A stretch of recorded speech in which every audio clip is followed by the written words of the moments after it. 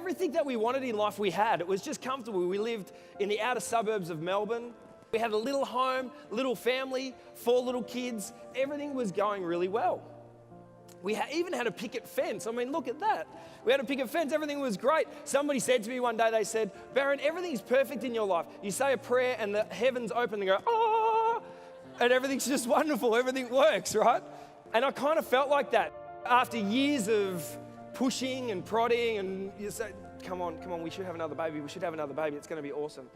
I gave up and I said, all right, we'll have another one. So now we have 5.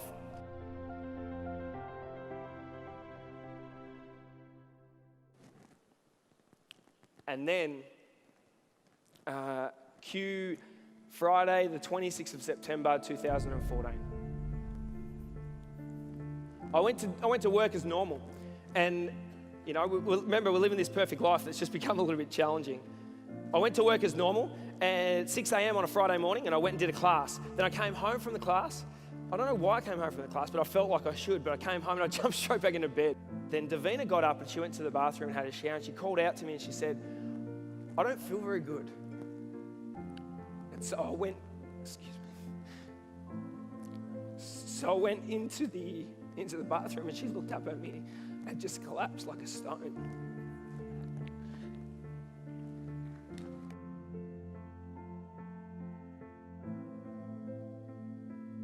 Everything changed. Our whole lives changed. After that, she woke up with a shake in her arm, and I just sort of thought, oh, it's just because she's collapsed. And then her speech started to slur, and these other things started to happen. I don't have the words. And with one person. That was another joke.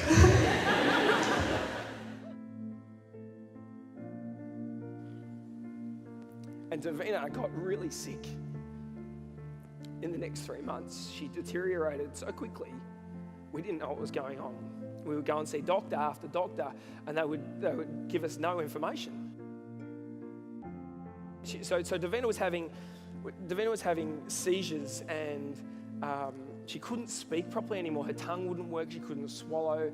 We had a full-time carer at home, and we went to see all these doctors. One neurologist said, you have a number of symptoms associated with Parkinson's disease and motor neuron disease. But I'm sorry, you don't fit quite into a box, and I can't help you. And so we left with no hope.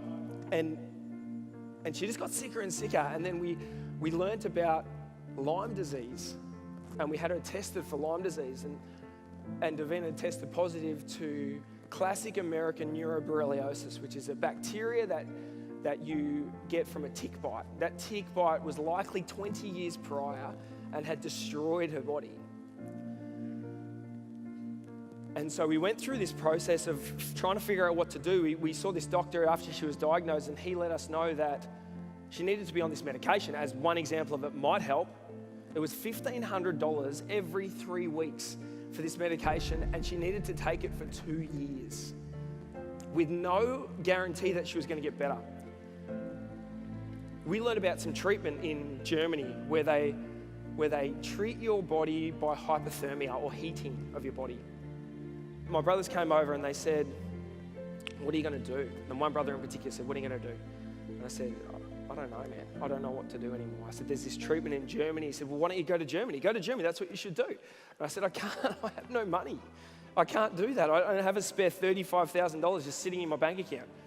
And he said, well, we'll fundraise. And I said, no, I'm not comfortable with that. That's not anybody else's problem. And he said, Barron, I don't give a stuff what you think. He said, we love her and we want her to get better. And so we're doing it. One of the things that we did was we had an evening of auctions and just a night together. My band played and we had a variety of things that we did. That day we raised $20,000 just on that night, and we raised $50,000 in 6 weeks.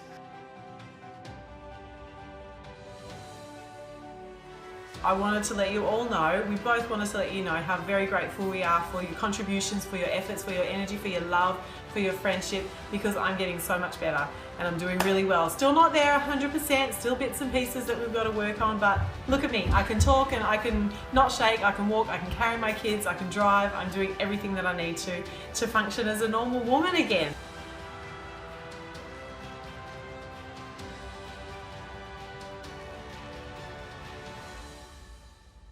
Sometimes we run on this treadmill of life and we just go nowhere. And this song keeps me grounded. It says, another day, another dollar, he says to himself as he sits in the morning traffic on the bridge. Another day, and he's still giving all the energy a soul can give. His mind begins to wander.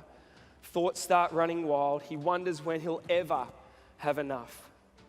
And he thinks about the woman he forgot to kiss goodbye. And he wishes they could live on just her love. I so wish that when Davina got sick, I could just live on love.